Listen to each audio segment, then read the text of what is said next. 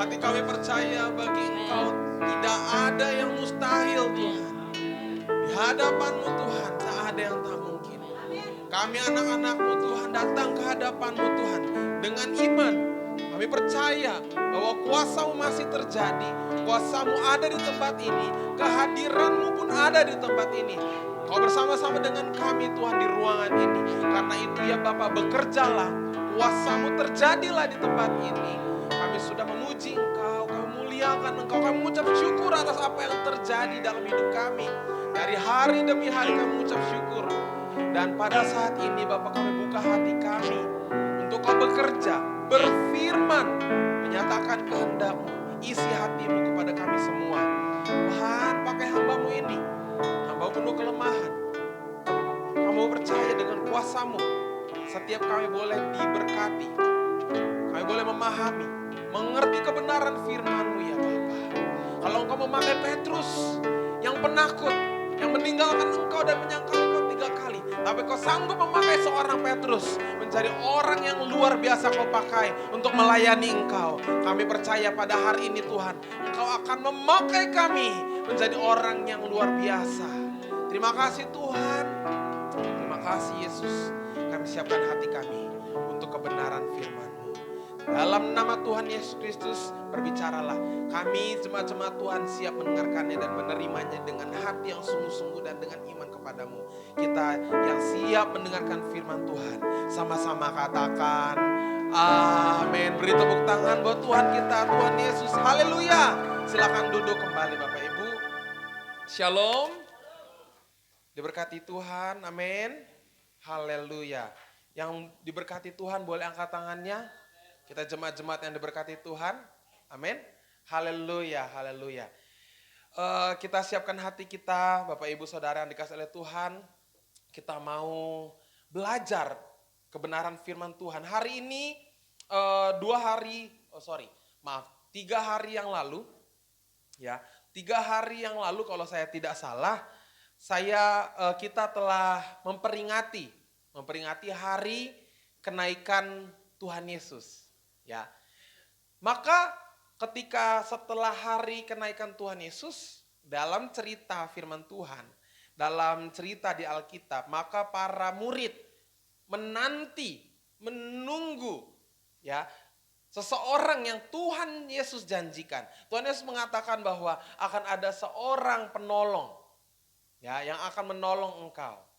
Nah, hari ini kita akan melihat bagaimana para murid menanti-nantikan orang yang dijanjikan Tuhan. Sebenarnya bukan orang, pribadi lebih tepatnya. Pribadi yang dijanjikan oleh Tuhan. Ya, pribadi yang dijanjikan oleh Tuhan. Maka kalau kita melihat dalam ceritanya selama 10 hari, ya, selama 10 hari para murid menunggu. Dan hari ini pun sedang kalau kita memperingati kemarin hari kenaikan, maka hari-hari ini pun sama seperti para murid sedang menunggu. Makanya nanti minggu depan, di hari Minggu yang akan datang, itu adalah peringatan hari pencurahan Roh Kudus. Atau yang bisa kita kenal dengan Pentakosta. Saudara, Pentakosta adalah hari di mana Tuhan mencurahkan rohnya kepada orang percaya di muka bumi ini. Amin.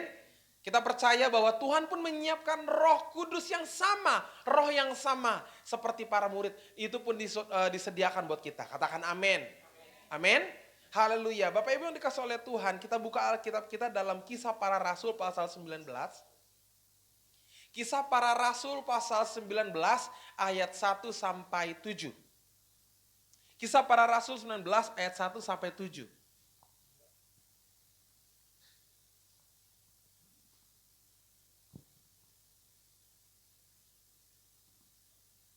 Kisah Para Rasul 19 ayat 1 sampai 7.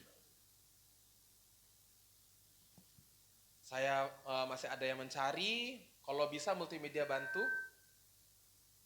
Kisah Para Rasul 19 ayat 1 sampai 7. Baik, sudah dapat? Amin. Kisah Para Rasul 19 ayat 1 sampai 7.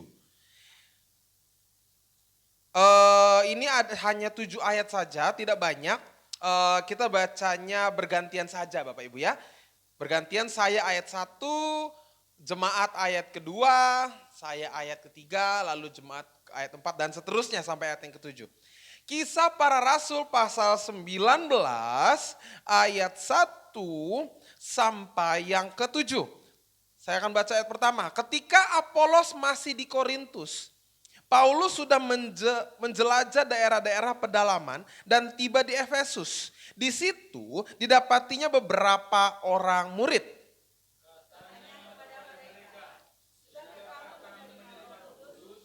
Ketika kamu tetapi mereka menjawab, ya belum. Bahkan kami belum pernah mendengar bahwa ada Roh Kudus. Lalu kata Paulus kepada mereka, kalau begitu, dengan baptisan manakah kamu telah dibaptis? Jawab mereka, dengan baptisan Yohanes.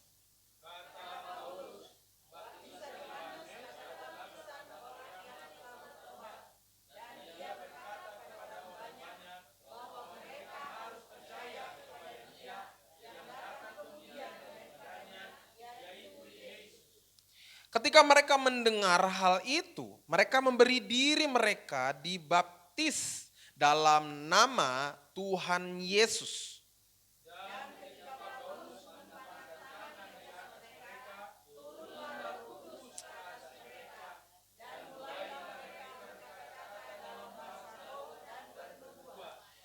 Jumlah mereka adalah kira-kira 12 orang. Puji nama Tuhan. Haleluya. Kisah Para Rasul pasal 19 ayat 1 sampai yang ke-7. Saudara, kita melihat beberapa dalam kisah ini ada orang-orang yang belum dibaptis dengan Roh Kudus, saudara. Saudara yang dikasih oleh Tuhan, firman Tuhan hari ini berjudul disempurnakan di dalam Roh. Disempurnakan di dalam Roh. Coba sama-sama katakan 1, 2, 3. Disempurnakan di dalam Roh. Saudara yang dikasih oleh Tuhan, roh yang mana? Pastinya Roh Kudus. Bukan roh yang lain. Ya, kalau dibilang disempurnakan di dalam Roh. Kita orang-orang Kristen hidup di dalam tuntunan Roh Kudus. Saudara yang dikasih oleh Tuhan, kalau kita lihat ya, dari ayat ini ternyata ketika Paulus melayani ada beberapa orang murid. Kata murid yang dimaksud pasti sudah menunjuk kepada orang yang sudah percaya pada siapa? Tuhan Yesus. Saudara percaya pada Tuhan Yesus, amin? Berarti kita semua adalah murid. Coba sama-sama katakan, saya adalah murid. Sekali lagi, 1, 2, 3, saya adalah murid. Maka ketika kita percaya pada Tuhan Yesus, sebenarnya kita sedang masuk dalam pemuridan. Tapi waktu Paulus temui, ternyata ada orang-orang percaya, ada beberapa orang murid yang belum dibaptis Roh Kudus, saudara. Jadi ternyata memang ada orang-orang yang sudah bergereja, sudah percaya pada Tuhan Yesus, sudah dibaptis baptis selam, sudah punya akte baptis, sudah mengikut Tuhan puluhan tahun, mungkin belum dibaptis Roh Kudus. Ada ternyata. Faktanya memang begitu. Alkitab sudah menceritakan ini. Ternyata apa yang terjadi di zaman sekarang, mungkin kalau kita melihat, apa banyak ya orang Kristen yang belum terima Roh Kudus tapi udah percaya? Banyak. Dan ini bukan fenomena yang terjadi sekarang ini saja, saudara. Ternyata ini sudah terjadi di zamannya Paulus. Saudara yang dikasih oleh Tuhan, ketika Paulus menemukan orang-orang ini, Paulus bilang, dengan baptisan manakah kamu dibaptis? Lalu mereka bilang, dengan baptisan Yohanes. Saudara tahu baptisan Yohanes? Baptisan air. Kalau saudara sudah dibaptis dengan air, sudah ditenggelamkan, sudah dibangkitkan, maka Anda dibaptis air, baptisan selam. Itu baptisan Yohanes. Artinya baptisan pertobatan, saudara. Ketika Anda bertobat, berarti Anda berubah hidup yang tadinya arah hidup saudara kepada hal-hal yang lain di luar Tuhan Yesus, merubah hidup saudara, percaya pada Tuhan Yesus, lalu menjadikan Tuhan Yesus sebagai satu-satunya Tuhan dan arah hidup saudaranya pada Tuhan Yesus, itu baptisan Yohanes. Tapi ada gak orang yang dibaptis baptisan selam belum terima Roh Kudus? Ada. Banyak. Lalu ketika Paulus menemukan hal ini, Paulus jelasin. Ini loh baptisan Yohanes loh, kamu itu bertobat, kamu itu terima Tuhan Yesus. Tapi itu tidak cukup kata Paulus. Paulus mau mengatakan tidak cukup orang hidup dalam baptisan Yohanes lalu hidup tanpa pimpinan roh. Tidak cukup. Maka Paulus mengatakan hari ini ya Tuhan akan mencurahkan rohnya padamu. Lalu dikatakan mendengar hal itu memberi mereka memberi diri dibaptis dalam nama Tuhan Yesus. Dan ketika Paulus menumpangkan tangan di atas mereka dikatakan turunlah apa? Roh Kudus. Saudara rindu menerima Roh Kudus? Amin. Saya rindu. Saya rindu. Dan saya puji Tuhan sudah menerima itu saudara. Dan kali ini saya rindu jemaat Tuhan di tempat ini. Ya, di gereja kita GBI Siloam Kota Bambu menerima Roh Kudus. Mungkin Anda bertanya, kenapa sih harus terima Roh Kudus ya? Kenapa sih harus terima Roh Kudus? Kita akan bahas itu hari ini. Nah saudara yang dikasih oleh Tuhan, ada orang-orang yang belum menerima Roh Kudus, tapi sudah percaya. Ini ada faktornya saudara. Ada faktornya, ada tandanya ternyata. Yang pertama, mungkin orang-orang yang belum menerima Roh Kudus sudah percaya pada Tuhan Yesus tapi belum dibaptis Roh Kudus, mungkin belum paham tentang Roh Kudus. Apa sih Roh Kudus itu? Saya nggak tahu, baru ini dengar. Coba baca, kita baca coba di ayat yang tadi. Perhatikan baik-baik yang tadi. Di ayat yang kedua kalau saya tidak salah ya. Benar, di ayat yang kedua. Kita baca bersama-sama. 1, 2, 3. Katanya kepada mereka, sudahkah kamu menerima Roh Kudus ketika kamu menjadi percaya? Akan tetapi mereka menjawab dia, belum. Bahkan kami belum pernah mendengar bahwa ada Roh Kudus. Ada faktor mengapa orang percaya, bukan ada lagi ya, banyak orang percaya belum menerima baptisan Roh Kudus, padahal itu penting, faktornya adalah mungkin belum paham tentang Roh Kudus. Bahkan jemaat di sini, mereka belum pernah mendengar. Saudara yang dikasih oleh Tuhan, hari ini kalau Anda ditanya, sudahkah Anda menerima Roh Kudus? Mungkin Anda jawab bilang, belum. Kalau ditanya, kenapa? Belum pernah mendengar. Nah hari ini saya rindu menjelaskan saudara. Kenapa? Supaya nanti ke depannya ditanya. Kenapa? Jangan bilang belum pernah dengar apaan itu Roh Kudus. Halo, hari ini saya jelaskan saudara. Amin. Tanggal berapa sekarang? 16. Nah catat. 16 Mei 2021. Sudah dijelaskan tentang Roh Kudus. Amin.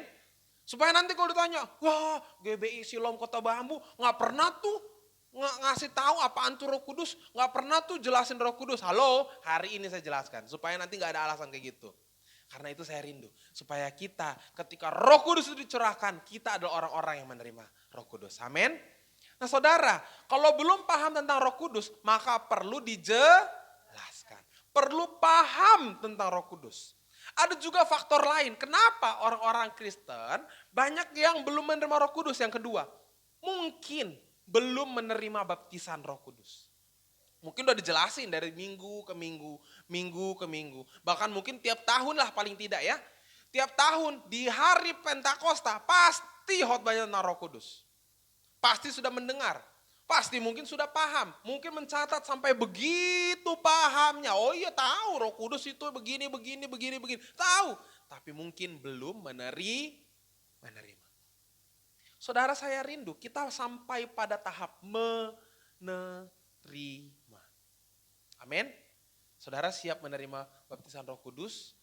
Karena saudara kalau ingin menerima baptisan itu, Anda harus siap saudara. Saudara, saya sebelum lebih jauh lagi, saya mau berikan pemahaman singkat dulu tentang Roh Kudus ini. Roh Kudus ketika membicarakan tentang apa itu Roh Kudus, siapa itu Roh Kudus, bagaimana itu Roh Kudus, itu panjang saudara. Itu panjang dan lebar. Tapi saya mau berikan pemahaman yang singkat saja, pemahaman yang ya bisa dikatakan baru garis besarnya saja. Apa ya dibilangnya? Kalau buku itu baru sampulnya saja. Apa itu Roh Kudus? Roh Kudus adalah pribadi ketiganya Allah. Loh, kok ada pribadi ketiga Allah? Saudara pernah dengar yang namanya Tritunggal? Boleh angkat tangan. Pernah dengar namanya Tritunggal? Angkat tangan. Tritunggal. Benar. Yang belum pernah mungkin belum pernah, gak apa-apa. Saudara, Allah itu Tritunggal. Tri itu berapa? 3. Tunggal itu berapa? 1. Esa. 3-1. Apaan tuh 3-1? 3 in 1, kopi. Kopi, gula, susu, 3 in 1. 3-1, 3-1. Ini apaan? Ya. Tritunggal. Allah itu bersifat Tritunggal. Allah itu adalah 3 pribadi, tapi dia Esa. Kadang-kadang dalam bahasa Indonesia Esa itu sulit. Tunggal itu sulit. Orang bilangnya tunggal itu 1. 1 itu kayak begini. Ini 1. Terus apa lagi? Ini Alkitab yang saya pegang. 1. Ini 1. Ada 1. Setelah 1 berapa? 2. Setelah 2 berapa? 3. Kadang kalau kita ngomong soal angka 1, 2, 3. 1 ya 1. Nah tapi sulit kalau kita bilang 1. Lebih tepatnya kita bilang Esa. Kenapa bahasa Esa lebih tepat? Karena Esa itu tidak harus 1. Esa itu contoh ya saudara. Contoh. Saudara beli beras 1 liter. Sudah? Paham ya? Beras 1 liter. Saya mau tanya. Beras 1 liter udah berarti 1 beras bukan? Halo? Anda beli beras di warung 1 liter. Isinya bulirnya 1 biji bukan? Enggak, tapi kenapa disebut 1 liter? Kan dibilang 1. Pakai literan, ada ukuran tersendiri, saudara. Kata Esa itu punya ukuran tersendiri, tidak harus 1. Nah, ini yang agak sulitnya adalah kita memahami. Allah itu ada, kita bilang pribadi, 3 pribadi tapi Esa. Ibaratkan kalau kita bilang telur itu terdiri dari unsur kulit, putih telur, kuning telur. Tapi berapa telur itu? 1 tetap. Paham ya maksud saya ya? Telur itu mungkin 1 biji, tapi di dalamnya ada beberapa unsur di dalamnya. Maka kalau kita bilang ini 1, kita bisa bilang enggak 1. Orang ada kulitnya, ada putihnya, ada kuningnya. Tapi tetap disebut 1. Maka kita bilang ya udah Esa. Paham ya maksud saya ya? Maka Allah kita kenal itu ada 3 pribadi di dalamnya. Bapa, Anak, dan Roh Kudus. Bapa adalah sang pemelihara, sang pencipta. Anak adalah yang diutus untuk menyelamatkan orang percaya berkorban bagi manusia. Perantara antara Bapa dan manusia. Lalu ada pribadi selanjutnya, Roh Kudus. Jadi kalau kita ngomong Allah, jangan hanya mengingat kayak wajahnya Tuhan Yesus. Tuhan Yesus itulah salah satu pribadi Allah itu sendiri. Mau kita ngomong Allah ada Bapa, ada Anak, ada Roh Kudus. Jadi jangan bilang Roh Kudus, nggak penting lah nggak paham Roh Kudus. Nggak penting lah terima Roh Kudus. Salah saudara. Karena ketika Anda menerima Roh Kudus, Anda menerima Allah. Paham saudara ya? Kan ada banyak pengajaran di luar sana bilang gini. Saya percaya pada Allah. Tapi saya nggak percaya pada Allah yang di perjanjian lama yang suruh orang Israel perang. Begitu kejamnya. Lalu siapa yang kau percaya? Tuhan Yesus saja. Saudara, Anda mau menerima Allah, Anda harus menerima Bapa, Anak, dan Roh Kudus. Makanya waktu dibaptis saudara, Anda kalau ingat momen dibaptis, saudara dibaptiskan dalam nama siapa? Bapa, Anak, dan Roh Kudus. Karena Anda menaruh iman Anda bukan kepada yang lain, tapi kepada 3 pribadi ini. Bapa, Anak, dan Roh Kudus. Makanya saudara, begitu penting kita dibaptis Roh Kudus karena kita menerima pribadi satu ini, saudara. Kalau Bapa, saudara, Bapa itu bersifat bahasanya transenden, jauh, saudara. Kalau dalam perjanjian lama, orang Israel untuk menemui Bapa, menemui Allah, mereka itu harus datang kepada siapa? Imam dulu. Nggak bisa langsung, nggak bisa. Tuhan sudah menetapkan, ini imam. Kamu mau datang pada saya, ngomong dulu sama ini imam nih. Ini imam. Ya. Kalau kamu udah ngomong sama ini imam, nanti imam yang ngomong sama saya. Maka ketika orang Israel datang kepada imam, menyampaikan doanya. Lalu imam menyampaikan kepada Allah. Begitu jauhnya. Lalu Allah mendekatkan dirinya melalui pribadi Yesus, pribadi sang anak. Maka manusia bisa melihat, oh ini loh perwujudan Allah. Oh ini loh Allah. Dekat dengan manusia, hidup bersama-sama dengan manusia, hidup di tengah manusia. Tapi kan Tuhan Yesus itu adalah Allah, tidak selamanya dia bisa tinggal di bumi. Dia naik ke surga. Tapi bukan berarti Allah meninggalkan kita. Allah bersama-sama dengan kita. Amin. Katakan, Allah bersama-sama dengan kita. Sekali lagi, 1, 2, 3. Allah bersama-sama dengan Immanuel. Allah bersama-sama dengan kita. Melalui apa?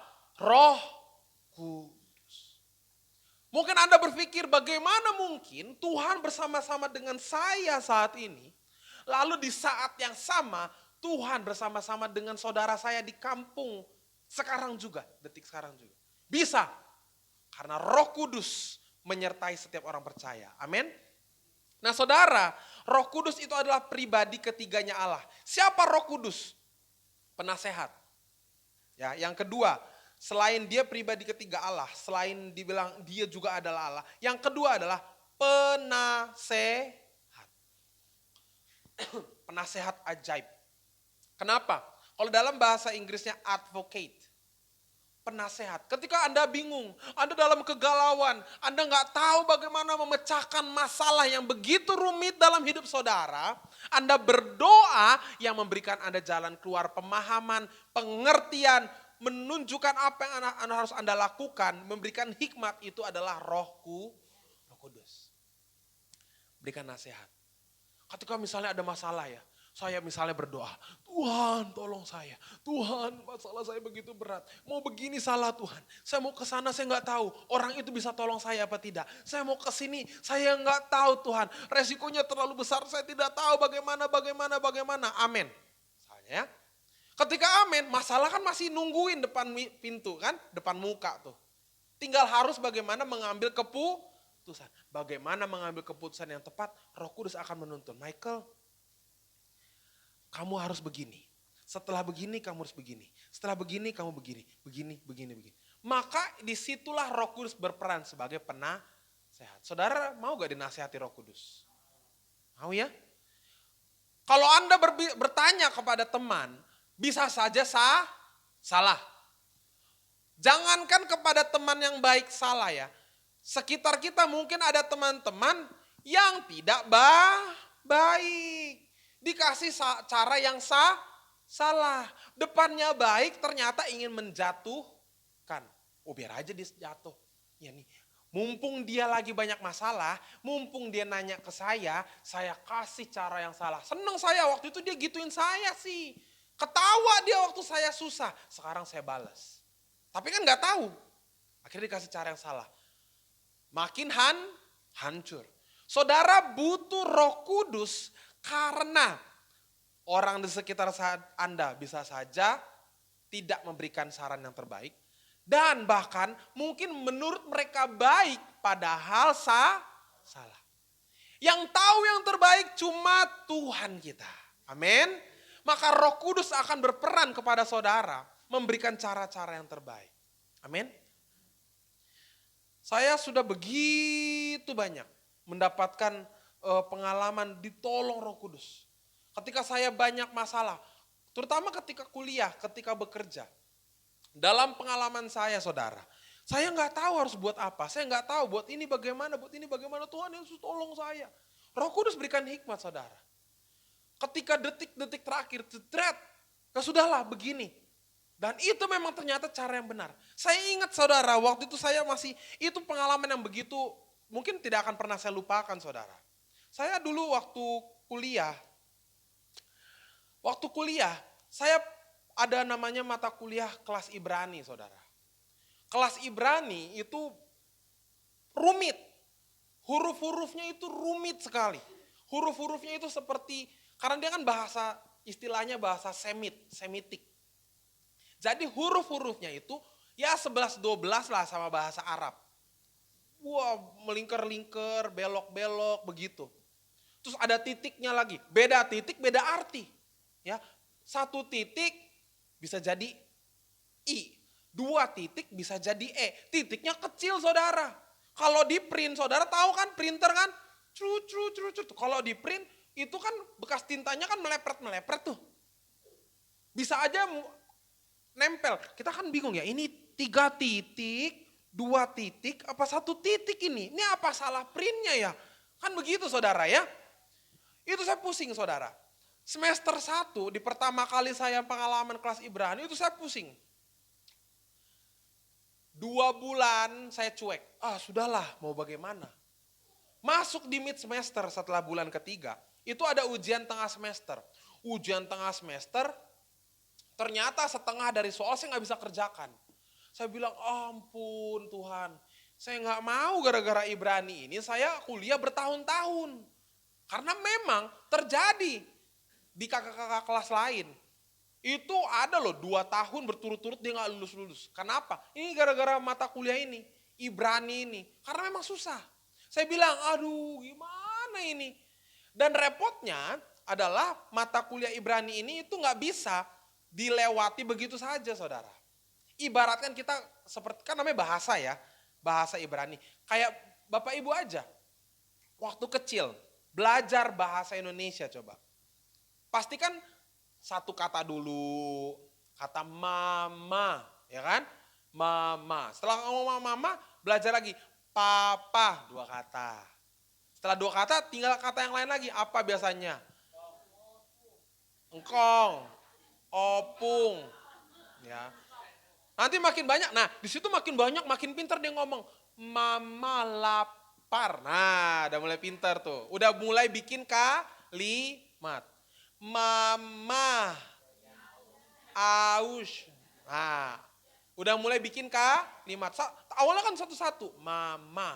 Gak tahu ngomong apaan tuh mama. Apa iya mama kenapa? Mama nangis.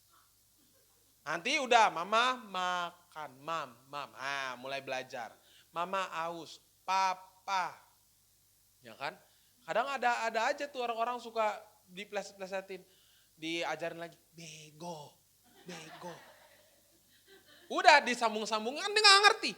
Mama, bego. Nah, kamu siapa yang ngajarin? Nah, mulailah dia belajar. Bahasa Ibrani juga gitu, 1 kata. Kalau gak bisa menghafal kata, gak bisa bikin kalimat, betul gak? Mesti hafal dulu kata-kata ini, baru kita susun lah jadi kalimat. Nah saya belum bisa bikin kalimat saudara. Waktu itu masih bergumul dengan kata-kata. Karena ini saya tahu kata ini. Kata ini apa ini? Kata ini apa? Jadi saya gak bisa bikin kalimat. Saya pusing ampun Tuhan. Soalnya sudah sampai pada tahap membuat kalimat. Sedangkan saya masih tahap mencari kata. Aduh saya berdoa Tuhan tolong. Saya udah ketinggalan 2 bulan. Karena saya menyusul itu seperti itu belajarnya bertahap. Kata. Kalau mau nyusul sampai ke tahap kalimat, saya harus kejar. Kata-kata yang lainnya itu harus dikumpulkan, dihafalkan, dipahami, ngumpul semua di otak, baru bisa sampai buat kalimat. Ini saya udah ketinggalan 2 bulan Tuhan. Saya bilang ini udah tengah semester. 3 bulan lagi udah ujian akhir. Saya masih di sini-sini aja. Gimana cara nyusulnya? Saya waktu itu sempat pikir gimana ya Tuhan. Karena bahasa Ibrani gak ada jalan pintas. Namanya bahasa Nggak bisa jalan pintas. Mana ada anak kecil dari ngomong mama tiba-tiba bilang, mama saya lapar. Mana ada? Orang mama itu aja lama. Mama papa itu. Mama lapar, udah. Nggak bisa, mama, seminggu kemudian, mama saya lapar. Nggak secepat itu. Bayi ajaib itu, jenius saya rasa. Saya rasa presiden langsung kasih hadiah kalau ada bayi kayak gitu. Dan saya sadar bahwa itu tantangan besar buat saya. Saya berdoa, tapi kan nggak cukup saudara. Saya putus asa, gak tahu udahlah. Saya bilang putus asa saya. Karena Ibrani mau sejago apapun nyontek, sorry ya kalau mau nyontek ya. Sejago apapun nyontek pasti salah. Kenapa? Sekitarnya juga gak tahu. Siapa yang mau dicontek? Sekitarnya juga gak tahu. Gimana coba gitu mau nyontek saudara? Ya kan? Akhirnya tapi disitulah Roh Kudus menolong saya. Roh Kudus bilang, Michael, masih ada 3 bulan. Masih ada itu bulan Oktober, November, Desember. Oktober, November, Desember kamu masih punya waktu Michael. 3 bulan. Tapi harus nyusul, harus kejar. Masih banyak tugas pelajaran lain. Bisa kamu kejar. Saudara tahu akhirnya saya berdoa, Tuhan tolong saya, mampukan saya. Akhirnya saya ambil keputusan, baik saya ikuti. Saya kejar saudara, mau gak mau saya gak lepas dari Ibrani itu, tiap hari saya kejar. Bahkan sampai Sabtu, sampai Minggu itu saya buka lagi, latihan lagi. Saya bilang, kalau belajar kayak begini setengah jam cukup, saya harus belajar 2 jam. Saya 2 jam saudara, gak ada cerita 2 jam. Tuk. Udah pas ujian akhir itu saya udah bilang gini, aduh udah terserah Tuhan lah. Nilai pas-pasan lah, terserah Tuhan lah. Ini udah titik akhir. Ketika ujian, diserahkan soal itu. Saya cuma bilang gini, Tuhan tolong saya. Saya udah gak tahu mau gimana. Saya belum lihat soalnya saudara, masih saya tutup. Saya serahkan pada Tuhan. Tuhan sudah tuntun saya, Roh Kudus sudah mampukan saya belajar, Roh Kudus sudah berikan jalan keluar, saya sudah lakukan, saya sudah taat, sekarang saya serahkan pada Tuhan, sudah. Saya kerjakan saudara, tek. Saya juga gak yakin itu benar atau salah, karena saya hanya menuangkan apa yang saya sudah pelajari. Saya isi aja, isi. Selesai, kumpul. Dan saya itu bukan tipe orang yang kepedean, kumpul, enggak. Saya baca ulang, bener gak ya, aduh bener gak ya, udah. Kalau makin segituin kan makin pusing, sudahlah, saya gak mau pikirkan lagi, udah tutup mata saja. Dapat 6, saya bilang. Saya serahkan sama Tuhan. Saya gak pernah menyangka saudara, kan itu libur Natal ya. Libur Natal di kuliah tuh, tahun baru, selesai itu Natal tahun baru, selesai masuk lagi kuliah. Ternyata saya juga dakdikduk nih, lulus gak saya nilainya? Ini berapa nilai saya? Ya udahlah saya gak mau pusing. Saya gak mau pikirkan nilainya saya berapa itu. Kalau saya pikirkan udah saya tidak sejahtera. Maka saya serahkan saja sama Tuhan. Dan saudara apa yang terjadi? Dosennya bilang gini, di kelas ini cuma 1 ini anak mengerjakan ujian Ibrani dengan benar. Itu pun salahnya cuma setitik katanya. Cuma beda titik, salah tempatkan titik. Terus dibilang lagi, itu pun kesalahan yang tidak seberapa, tidak begitu penting kesalahan itu, mungkin hanya salah hanya kurang teliti saja, dibilang begitu. Nilainya 98, atau kalau tadi titik itu benar 100 nilainya. Saya diam aja, seharusnya nggak tahu. Ternyata bilang, ini namanya Michael Putra. Kaget saya, Saya pada tengah semester kemarin, setengah soal saya nggak kerjakan. Bener-bener nggak kerjakan di ujian tengah semester. Nggak bisa.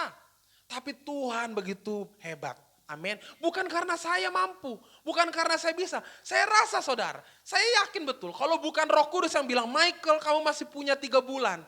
Michael kamu masih punya 3 bulan. Lanjutkan. Kalau bukan Roh Kudus yang mengatakan itu pada saya mungkin sudah menyerah saudara. Karena pada saat itu, sebelum ada pesan itu, sebelum ada penguatan itu, saya udah bilang gini, udah terserahlah, saya bodo amat. Udah ketinggalan. Saya bilang udahlah, tahun depan lah, saya ulang dari 0. Saya gak bisa lagi, orang mau kejar gimana. Karena saya nggak tahu bagaimana cara belajar Ibrani.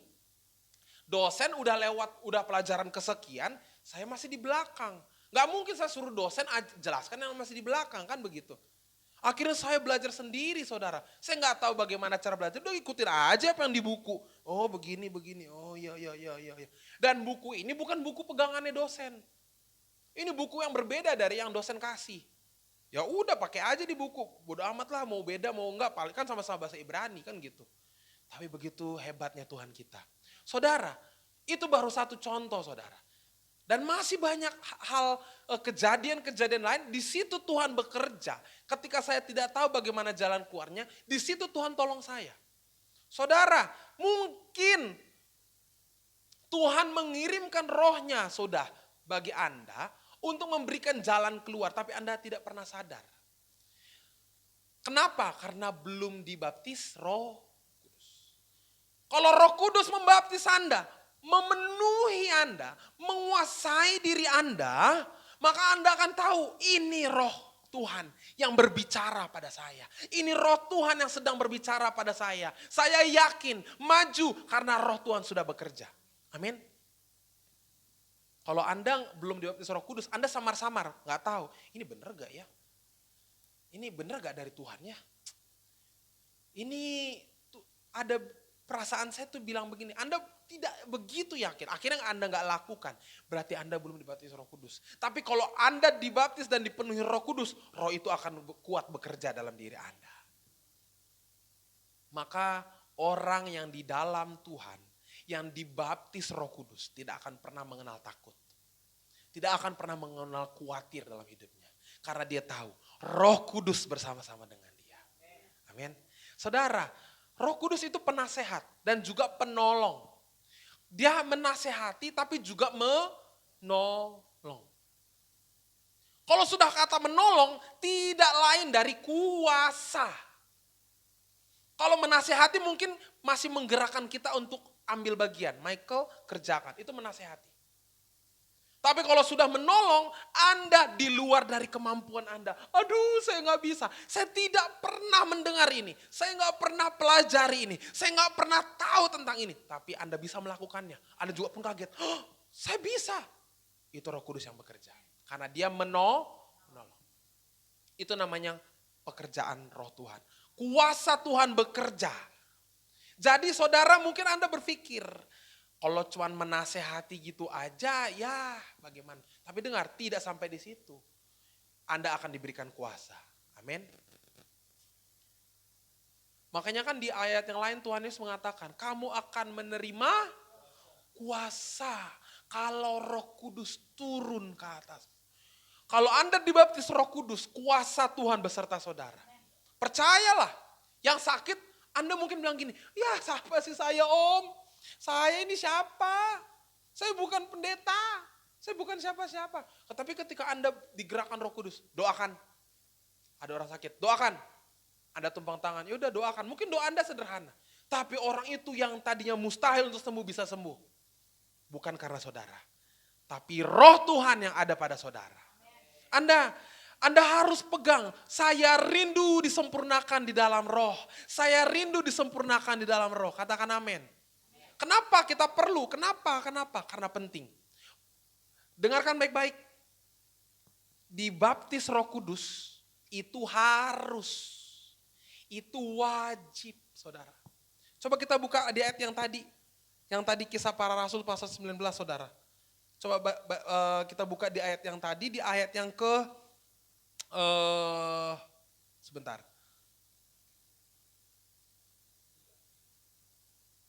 Di ayat yang sebentar ya. Di ayat yang keempat. Coba ya kita baca ayat 4 dulu ya. 1, 2, 3.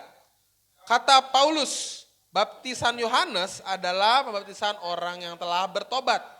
Dan ia berkata kepada orang banyak bahwa mereka harus percaya kepada dia yang datang kemudian daripadanya. Ayat 5.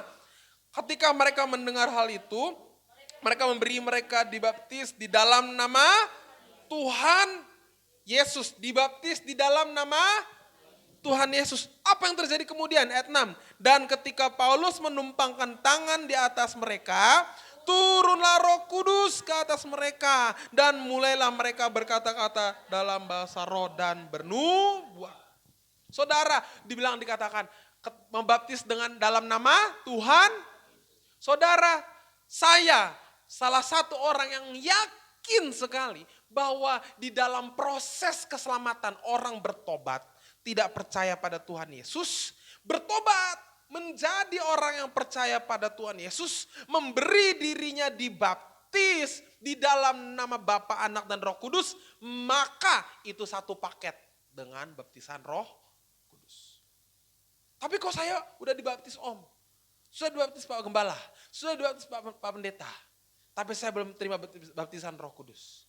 Sebenarnya Roh Kudus itu sedang dipersiapkan buat saudara. Anda hanya perlu meminta. Karena itu satu paket saudara. Anda seperti beli motor dengan kunci. Anda bawa pulang motor, Anda lupa minta kunci, sama aja bohong saudara. Bodong ya? Dorong. Sama saja dorong. Itu sudah satu paket saudara. Anda kalau nggak dikasih motor, nggak dikasih kunci, yang ngomong, Pak kuncinya mana? Oh ini kuncinya. Dengar baik-baik, ketika keselamatan itu sudah diberikan kepada saudara melalui baptisan, Anda komitmen pada Tuhan, Tuhan itu sudah siapkan rohnya. Anda tinggal meminta. Saya tidak percaya. Orang bilang gini, ya nggak wajib lah tidak terima baptisan Roh Kudus. Terima Yesus saja sudah cukup. Saya nggak percaya itu. Karena itu sudah satu paket. Harus. Dan itu bukannya malah merugikan saudara. Itu malah membuat Anda menguntungkan saudara. Membantu Anda dalam banyak hal. Saudara, tanpa Roh Kudus kita tidak bisa. Maka dikatakan di judul khotbah saya, disempurnakan di dalam roh. Kasihan orang-orang Kristen yang harusnya tinggal terima Roh Kudus itu, tinggal terima karena sudah terima keselamatan saudara. Tinggal terima aja nih tambahan bonusnya Roh Kudus ini, tapi nggak minta. Sayang, karena itu satu paket saudara. Hanya perlu meminta, sesimpel itu cukup. Meminta. Mungkin Anda belum terima Roh Kudus karena belum pernah memintanya pada Tuhan. Saya dorong hari ini, minta pada Tuhan. Amin. Minta. Minta. Kita di sini berdoa, meminta kepada Tuhan supaya jemaat-jemaat GBI Siloam Kota Bambu dipenuhi Roh Kudus. Tapi itu pun Anda perlu memintanya secara pribadi pada Tuhan. Tuhan, penuhi saya. Tuhan, curahkan Roh-Mu bagi saya. Tuhan, turunkan Roh-Mu bagi saya. Tuhan, kirimkan Roh-Mu bagi saya. Amin. Makanya Tuhan Yesus bilang, jangan pergi kemana-mana kepada para muridnya. Jangan pergi kemana-mana, berdoa di Yerusalem. Kenapa? Karena Tuhan mau mereka meminta dengan sungguh-sungguh. Secara pribadi. Gak ada cerita itu. Nanti juga datang sendiri. Enggak, memintanya. Kalau Anda bilang, saya sudah minta kemarin, minggu lalu, hari ini minta lagi. Amin. Tuhan siapkan. Kalau mungkin Anda belum menerimanya, coba koreksi diri. Apa? Mungkin Anda belum siap, mungkin Anda belum membuka diri Anda selebar-lebarnya untuk Roh Kudus itu bekerja dan menguasai hidup saudara. Mungkin begitu saudara. Nah hari ini saudara, kita dibaptis di dalam Roh Kudus. Nah ini kenapa? Apa sih pentingnya? Buat apa sih? Supaya Anda punya kuasa dan karunia. Itu akan membantu saudara dalam perjalanan iman Anda. Banyak orang ketika dia terima Tuhan Yesus saudara. Coba lihatlah. Wah setia. Wah melayani Tuhan. Tapi di tengah jalan dia mulai goyah. Goyah. Tinggalkan Tuhan. Kenapa? Karena Roh Kudus itu belum berkuasa atas dia. Dia masih terlalu lemah. Imannya itu seperti masih kecambah saudara. Imannya masih kecambah. Ketika ada goncangan, ada angin, cuman dicabut, lepas dari akarnya. Tapi kalau sudah seperti pohon, itu kan susah dicabut. Maka Roh Kudus akan menolong kita, ya, kita punya kuasa dan karunia. Saudara yang dikasih oleh Tuhan, ini saya mau tekankan kepada yang sudah melayani. Kita nggak bisa melayani tanpa roh. Kita nggak bisa. Kenapa? Ketika kita melayani tanpa Roh Kudus, kita akan menghadapi intimidasi. Bilang gini, capek kan lu? Tiap minggu pelayanan. Itu benar dihadapi saudara. Suara itu begitu keras kepada pelayan-pelayan Tuhan. Capek kan lu pelayanan? Jujur aja udah. Capek kan? Bangun pagi-pagi. Harus datang. Capek kan? Dikasih jadwal lagi minggu depan. Padahal rencananya mau tidur. Capek kan? Jadi worship leader lagi, harus latihan. Capek kan harus siapin lagu. Capek kan jadi singers. Salah melulu, disuruh ulang mulu. Salah, ulang pas latihan. Capek kan? Jadi Jadi pemain musik, disuruh ulik lagu, cari lagunya, cari ketukannya, cari kuncinya. Capek kan? Tiap minggu kamu mulu jadwalnya. Saudara, suara itu begitu keras. Makanya ketika Anda melayani, saya mau katakan, jangan andalkan kekuatan saudara. Jatuh saudara.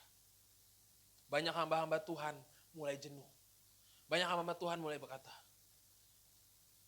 mungkin dia gak bilang sama Tuhan, Tuhan capek. Mungkin dia gak gitu. Merasa capek, tapi dicari hiburan tempat lain. Hiburan yang gak benar. Banyak. Kenapa? Karena suara itu, capek kan kamu? Jujur aja, capek kan kamu? Itu keras saudara. Suara itu lebih keras kepada orang yang melayani daripada kepada jemaat. Tanpa roh, orang yang melayani jatuh. Bahkan jatuh sejatuh-jatuhnya, bahkan meninggalkan Tuhan. Saya mau katakan, orang yang sudah melayani, tidak mengandalkan rohnya. Dengar ya, orang yang sudah melayani, tidak mengandalkan rohnya. Jatuhnya lebih jauh jatuh daripada jemaat yang jatuh. Ya.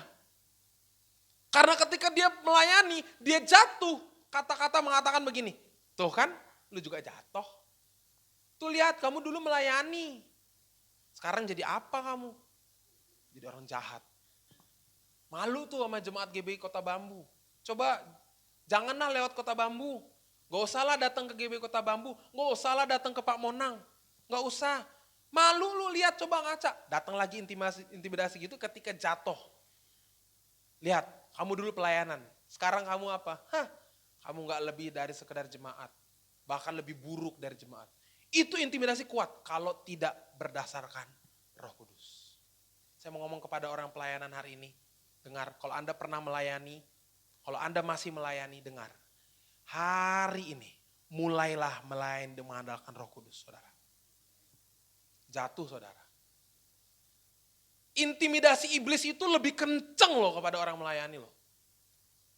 Pelayanan itu kan kita begini ya. Saudara, saya nggak tahu, saya mau bagikan pengalaman saya aja. Mungkin ini sama, mungkin ini serupa. Kalau kita melayani saudara, hari Minggu nih, kita melayani. Ketika kita melayani, itu seperti tenaga habis saudara. Habis. Itu rasanya kayak nggak mau ngapa-ngapain saudara. Saya waktu SMTK waktu itu kan habis umum, sekolah minggu. Habis sekolah minggu, habis itu kan nggak ada apa-apa. Tinggal tidur. Itu tidurnya berjam-jam saudara. Capek.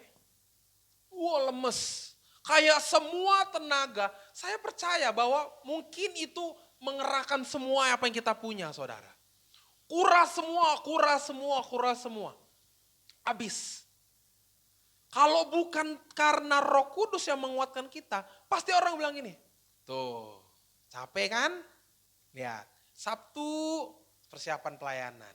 Minggu habis tenagamu melayani. Gak ada waktu kamu untuk anak. Tuh lihat, gak ada waktu kamu untuk dirimu sendirilah menikmati apa yang kamu punya. Gak punya kan?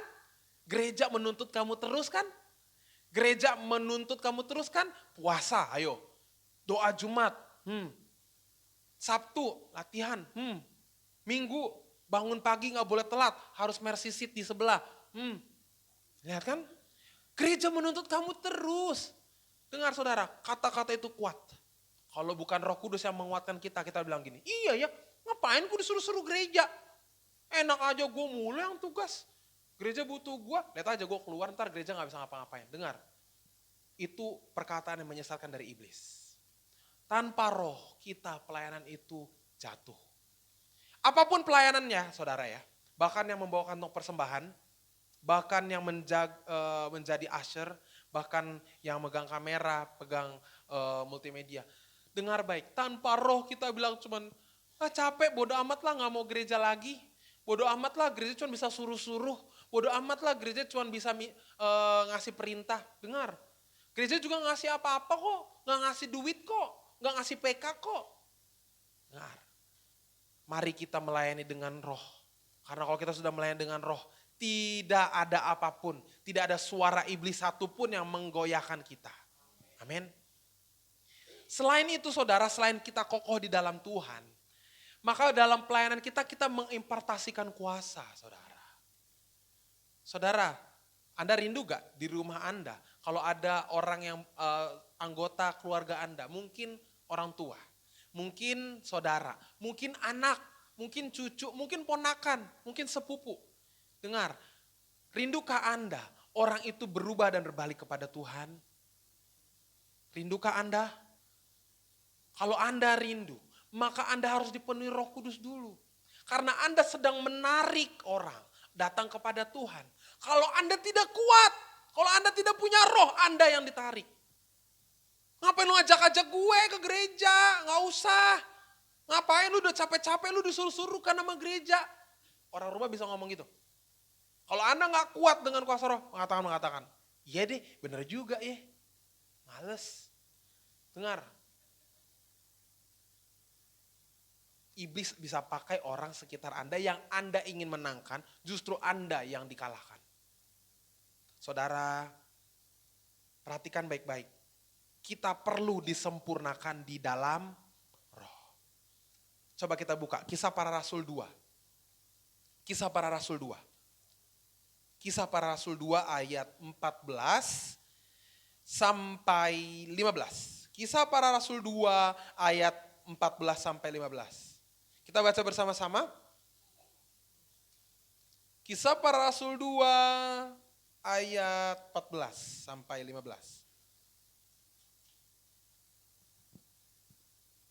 Kisah Para Rasul pasal 2 ayat 14 sampai 15 saudara.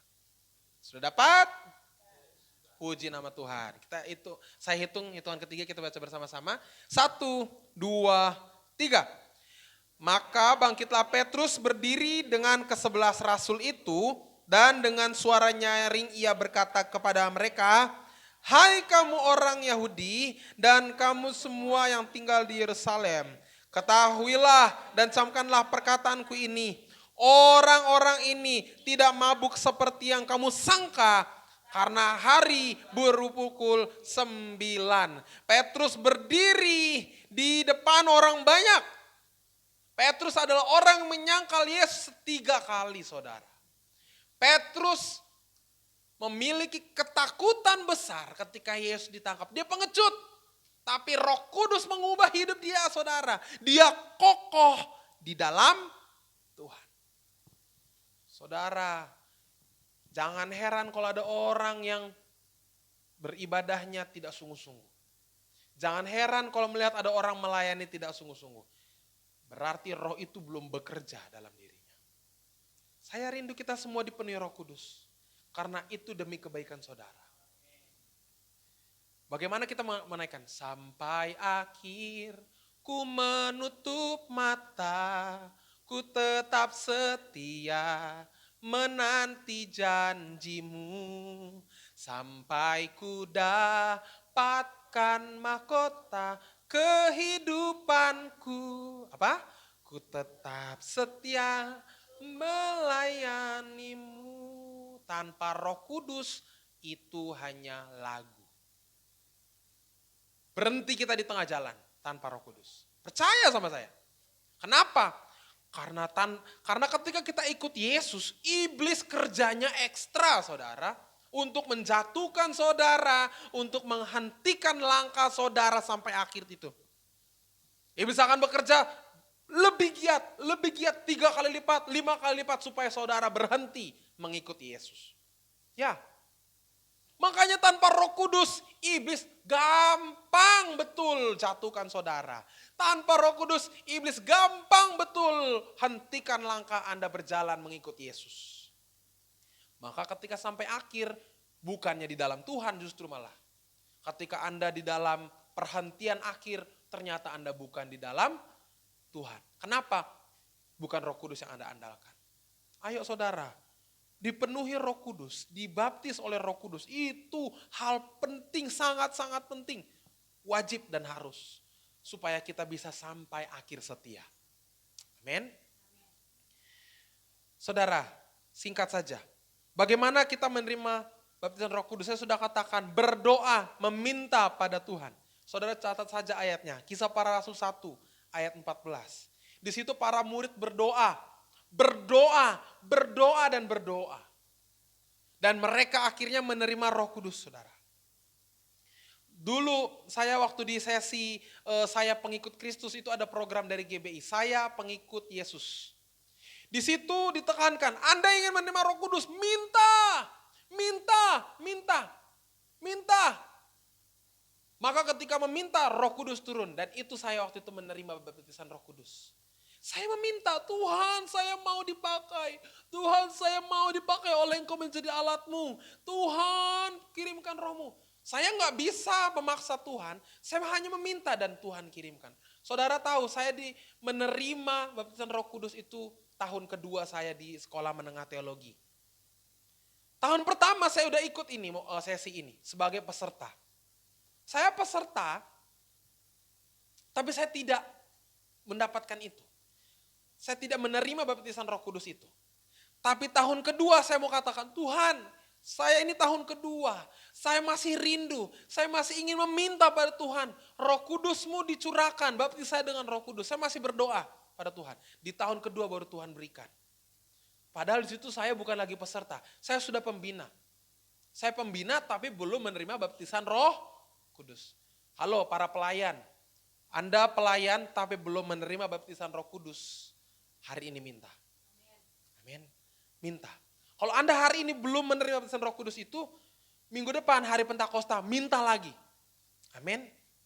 Saudara, mintalah, minta. Ya, ada program yang sangat baik. Gereja kita kemarin kita mau mengadakan, sudah dimulai mengadakan doa tiap hari.